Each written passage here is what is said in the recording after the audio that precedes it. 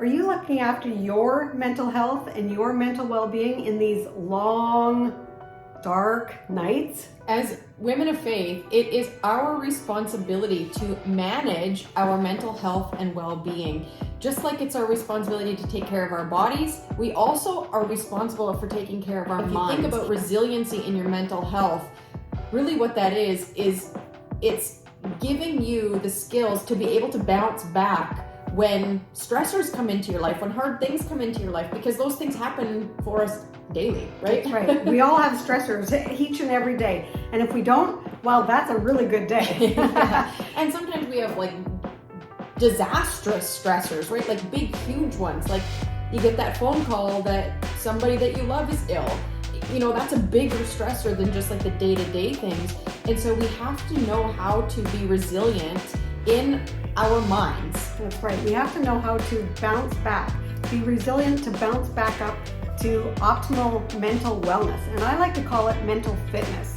I love the term mental fitness because just like in physical exercise, you can practice, you can, work on building skills in your muscles to build your strength. Mm-hmm. And that's how it is with mental fitness. We have skills to practice to build our mental fitness. And mental fitness, you might say, well, what is that? Well, mental fitness is having that positive sense of how we think, of how we feel, and of how we act, which improves our ability to actually enjoy life.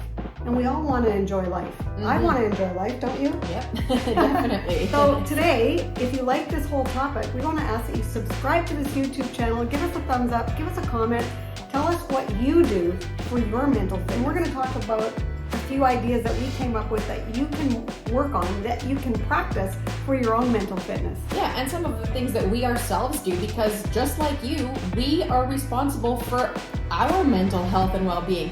And you know what? We have to practice that. And we do practice those things and we do take action towards better health in our minds. We do work hard at renewing our minds and taking our thoughts captive. And so we're going to share with you some of the strategies that we use, because we all have stress. Every last one of us. We all feel discouraged from time to time. We all feel lonely from time to time.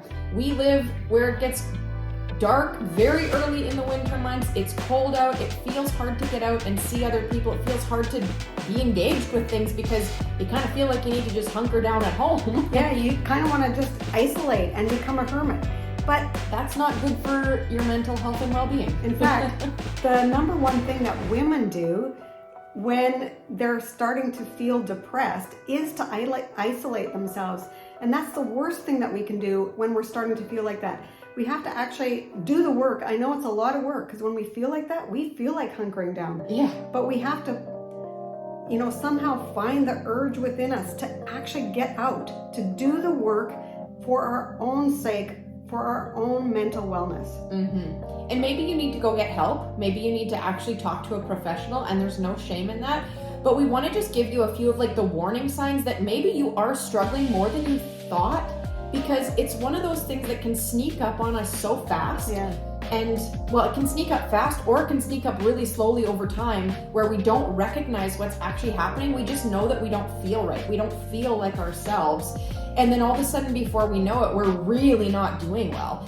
And so some of the signs are things like not sleeping enough or sleeping too much, like where your sleep is just out of whack on one end of the scale. It's too much or it's not enough. That's one of like kind of the first signs to look for if we're talking about struggling with your mental health and well-being. That's right. And another one is just sluggishness, where like, you kind of think, oh, I should go out today. I should go and do this. I should meet a friend. And then you go, oh no, I just rather stay at home and curl up in a blanket. That's another sign. Mm-hmm. And another one that kind of goes along with that is losing interest in things that you once loved or were passionate about. Like maybe you've always loved painting, and lately that has just been giving you little to no satisfaction and you're not motivated to do it at all. That's right. And another one is difficulty concentrating. Mm-hmm. You just have no clarity of mind. You go to do something and you realize, like say you go to do your banking and you made a silly mistake and you go, why did I do that? Like I was concentrating so hard, but I just couldn't do it. Mm-hmm. And I know a friend of mine just did that. Like she said to me, I made such a silly mistake and it really cost me. And she said, I worked through it, but I just couldn't think through it. Clarity of mind, like difficulty concentrating, that's a real sign. It is. And another big one is just this sense of hopelessness or worthlessness. And I'm sure we can all relate to that because we've all felt like that from time to time. And we all maybe have moments where we feel like that. And the thing about all of these signs that we're talking about is that they're all things that we can kind of make excuses for, right? Yeah. We all have days or times where we have a hard time concentrating. That doesn't alone mean that you're struggling with mental health challenges. Having one night or a few nights where you're not sleeping well or you're sleeping in because you're trying to catch up, we can say, oh, I was just overtired. So we can make excuses for these signs, but we have to kind of look at it from a holistic perspective, right? Where it's like, okay, yeah, my sleep is off. I have been struggling with, feeling disinterested in the things that I used to love. I am feeling kind of like a hermit, like I don't want to see other people. I am having that kind of sense of dread. Like when we kind of start adding it all up together, we have to start going, okay, I can't just make excuses for these things anymore and say that, oh, it's just this, or it's just that, or I'm just tired, or... Yeah, it's a bigger picture. You have to look at the whole picture. Like, take a step back and look at what your life is actually looking like right now. Here's another sign that's quite a big sign. Like, if you have a change in appetite, maybe you don't want to eat, or maybe you're eating all the time. Maybe you have a change in your weight. Like, maybe I know when my husband first got really depressed, he dropped a lot of weight. And it wasn't Quickly. Normal. That's Yeah. right. And so it's like, because he lost total interest in his life. He was disinterested, disengaged, Hopeless. He Worthless. He felt wasn't sleeping. worthless. All of those things that we've just talked about. So you have to step back and take a look at, if this was someone else's life, what would you say about them? Would you say that they're a little depressed, that they're really lonely and they're disengaged in their life? Yeah. But we just often don't even recognize it in ourselves, which is what's scary. And an example that has always stuck with me, I have a really good friend who has always struggled with her mental health. She's been on medication for depression and anxiety for years. And she knew the symptoms that she experienced as she kind of started to decline. But sometimes they happen so slowly. And then, like we've said, we make these excuses for why, it's just this or it's just that. And so at this particular time in her life, she had a little 2-year-old boy. And so here's how she made all the excuses, right? She was so tired. She was feeling sluggish all the time. She was feeling drained. She was feeling disinterested in her hobbies and the things that she loved. But she just kind of chalked it all up to, well, I'm tired from running after a 2-year-old all day, right? Because that's true. Right? She It's is tired true. from that. But Exactly. the bigger picture. All of a sudden one day, she knew she wasn't feeling right, but she just kept saying, oh, it's just because I'm tired from running after my little boy. Oh, I just didn't sleep well last night. So we just make these excuses for why it's everything except our mental health. And all of a sudden one day she couldn't get out of bed to take care of her little boy anymore. And she had to sound the alarms. And then it became a really big thing where she had to go get help, and she was hospitalized for a few days. And, it turned into a really big thing, all because we don't recognize what's actually happening to ourselves. And so really we wanted to make this video to help bring awareness to your mental health and well-being, because we all struggle with it from time to time. Yeah. And so if you're feeling like that, and if you can't get out of bed, seek help, because that means that you probably need help. If you are having all these signs, talk to a friend. It's really important that you look after yourself and that you start to take care of yourself so that you aren't hospitalized. And if you are, well, just know that maybe that's the best place for you at that time then. Exactly. There is a strength that it takes to go get the help that you need. And so if you need to go get help, try and view it as strength. Because there's nothing weak or shameful about getting help when we need help. I know. And we often talk about, if we injure ourselves, like my son broke his leg and he was in a body cast. Well, I didn't have any trouble asking for help for an outward injury. But we feel embarrassed when we have an inward injury, and it's still an injury. So we shouldn't feel shamed about that, because when we're hurt, we need help. Exactly. So really what we want to transition to now are some things that you can do if you are feeling some of those signs. Okay, so maybe you're not at the point where you need to go seek help, but you're just kind of feeling a little down in the dumps. You're starting to kind of like lose interest, and you're just in general not feeling like your usual positive, happy self. There's lots of things that we can do that are simple things that can really, really help with mental fitness, like we talked about, right? Having that positive sense of how you think and how you feel and how you act. That's right. And so, my go-to one is to do deep belly breathing. Deep breathing is a relaxation technique that actually lowers your stress level. Now, this isn't going to cause you not to be lonely anymore, but this is one of the first things you should do so that you can think clearer, so that the stressors aren't at the forefront of your mind, so that you can think through what to do next. So deep breathing is so good. And in a little while, we're going to just show you how to do this deep breathing exercise that we're talking about. Yeah, so stay tuned till the end, because we'll put it at the end. That's right. But one of the things that you can do is just to go for a drive, like see some different scenery, because instead of staying cooped up in your house like you want to do, like you want to curl up and just be, I want to say, procrastinate or be lazy or feel sluggish on the couch, push yourself to go out. Get out in your vehicle, go for a drive, see some different scenery, go to the grocery store, walk around and smile at somebody, and you will be amazed at how you feel when you come back home. Another big thing that we cannot stress enough, and so many people are resistant to, is movement and exercise, right? It's the last thing we feel like doing, but it really truly is the best thing that we can do for ourselves. In fact, it's been proven that it's just as good or better than medication. Yeah, for depression and anxiety. And so it's the last thing that we often feel like doing, but the thing is, the hardest part is putting on your running shoes. Right? So if you can muster up the strength to put on your shoes and just get started, you will be amazed at how much better you feel in such a short time. And this doesn't have to be super strenuous exercise. You can go for a walk outside. You can dance around your living room to your favorite song. You could jump up and down for 5 minutes in the kitchen. Like, any type of movement is so beneficial, and it will change your mood so fast. In fact, if you have no place to walk because it's too slippery, go to a mall. Yeah. Or go to often curling rinks or arenas or whatever. They have, you can walk indoors. Yeah, or a sports center in your local area. Yeah, but do something.